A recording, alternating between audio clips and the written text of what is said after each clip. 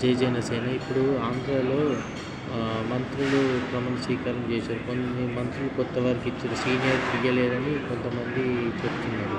అయితే ఒక్కటే ఆలోచన చేయాలి. ఎందుకంటే ఈ కొత్త వాళ్ళు ఎవరైతే ఆహ్, సీ జూనియర్స్ ఉన్నారో వాళ్ళకి కొంచెము బూస్టప్ ఇయ్యాలి ఈ సీనియర్‌లు.